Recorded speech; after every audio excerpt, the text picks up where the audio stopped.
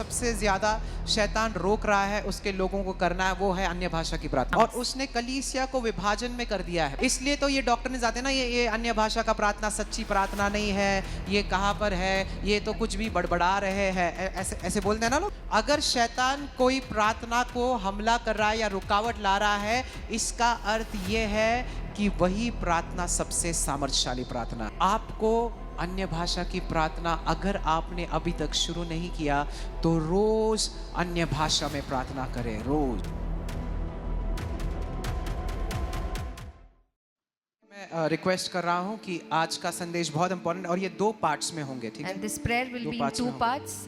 बहुत ही जरूरी मैसेज है आज। It's a very important message. I want your attention. इसलिए मुझे आपका पूरा ध्यान चाहिए। Praise God. Hallelujah. आज हम खासकर अन्य भाषा के फायदों के बारे में बात करने वाले हैं। And today we'll talk about the benefits of speaking in tongues. Praise God. Hallelujah. Amen. Amen. अन्य भाषा, कितने जन अन्य भाषा की प्रार्थना रोज कर रहे हैं? How many of you are praying in tongues every day? कितने नाइट प्रेयर में जुड़ते हैं हमारे साथ हर रात How 10:30 many of बजे? you connect with us हाथों को for ऊपर the करें night अगर आप prayer? जुड़ते हो। You can Okay. lift up your hands. तो हमारा नाइट प्रेयर होता है 10:30 से 11। So every night 10:30 to 11 we pray. करीब करीब 90 से लेकर 100 लोगों तक हर रात जुड़ते हैं हमारे Around साथ। 100 people join us every और night. मैंने उन सभियों को कहा था And I have told every one of them कि जितने जन 3 से लेकर 4 बजे तक रोज सुबह अन्य भाषा में प्रार्थना कर सकते हैं। that how many of you can pray between 3 a.m. to 4 p.m. in the night. और मैं सच में कहता हूँ, अगर आपने 3 से 4 बजे तक रोज अन्य भाषा में प्रार्थना किया, आपकी जिंदगी बदल जाएगी। And in the midnight between 3 to 4, if every day you pray in tongues, I'm telling you, your life will be changed. और जो काम सालों में नहीं हुआ वो कुछ दिनों में हो जाएगा आपके लिए, यीशु के नाम And the से। things that did not work out for Hallelujah. you for years will happen in months in क्योंकि Jesus' अन्य name. भाषा की प्रार्थना आपकी जिंदगी में तेजी को देखती है। किसको किसको Tezi. देती है? Tezi. बोलो Because तेजी को देती है, स्पीड।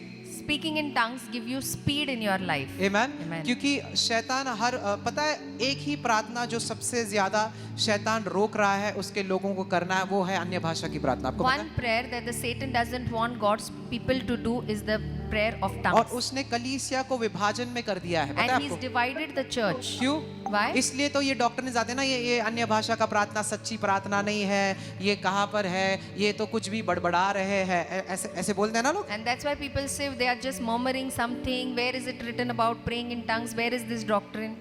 अगर शैतान कोई प्रार्थना को हमला कर रहा है या रुकावट ला रहा है, इसका अर्थ ये है कि वही प्रार्थना सबसे सामर्थ्यशाली प्रार्थना है। If Satan is trying Praise to God. hinder or stop a Amen. particular kind of prayer, means that is the most powerful prayer. आपको अन्य भाषा की प्रार्थना अगर आपने अभी तक शुरू नहीं किया तो रोज अन्य भाषा में प्रार्थना करें, रोज। If you have not started praying Amen. in tongues yet, you need to start and pray every day in tongues. Praise God. और आज Hallelujah. वचन से सीखेंगे, ठीक है? And today we learn from the word of God. Amen. मैं वचन के बाहर नहीं बोलूंगा, वचन से सीखेंगे I'll not speak outside the कि word. जो वचन कहता है अन्य भाषा के बारे में। What does the word say about speaking in tongues? आज का शीर्षक है And today's title is Importance of praying in tongues. अन्य भाषा में प्रार्थना करने का महत्व. Praise God. Hallelujah. आज सीखेंगे, Amen. वचन के द्वारा, all right. We learn through the word of God. Excited what God is going to do today. उत्साहित Praise है ना God. कि प्रभु आज क्या करने वाला है? Amen. Amen. पहला कुरिन्थियों 2 और 6। 1 Corinthians 2:6. Amen. Amen. और आज हम सीखने वाले हैं कि अन्य भाषा की प्रार्थना क्यों इतनी जरूरी है। And today we learn why praying in tongues is so important. और मैं प्रार्थना करता हूँ कि इस संदेश के अंत तक आप सच में कन्विंस हो जाओ और आप सच में अन्य भाषा की प्रार्थना पहले से कहीं ज्यादा अधिक आप करने लग जाओगे। Praise And God. I pray that after Amen. hearing this message, you are convinced that praying in tongues is very important and you start praying more in tongues than before. जब भी जिंदगी आपको अलग अलग कठिन समय देती है, When life gives you difficult times, अन्य भाषा में प्रार्थना करने से आपके कई सारे कठिन हालात बदल सकते हैं। when you hallelujah. pray in tongues, most of your difficult period or time can be changed. और इस प्रकार की प्रार्थना यानी अन्य भाषा की प्रार्थना आपका रिश्ते को परमेश्वर के साथ और गहरा करता है। Praise And God. when you pray in tongues, your relationship with God becomes more deeper and stronger. Amen. वो आपके जिंदगी में लिख लो, जो भी फायदे बोल रहा हूं मैं लिख लो, वो आपके जिंदगी में फोकस को लाता है। God gets focus in your life. क्या लाता है वो? focus. हमारी हमारी हमारी ख्यालात यहाँ वहाँ हो जाती है ना कई बार, Our thoughts Yeah. wander a lot. Confuse हो जाते हो ना कई बार।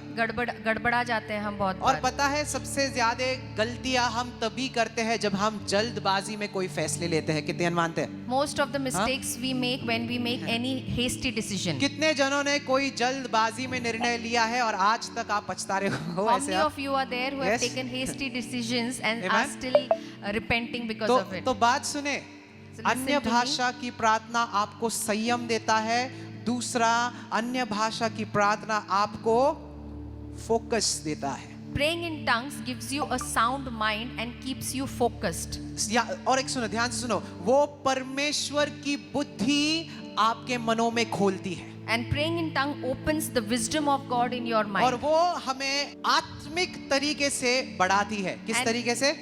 It makes you grow spiritually. ऐसे समझो जैसे कि आत्मा का भी एक जिम है, Imagine it's a spiritual gym. है ना?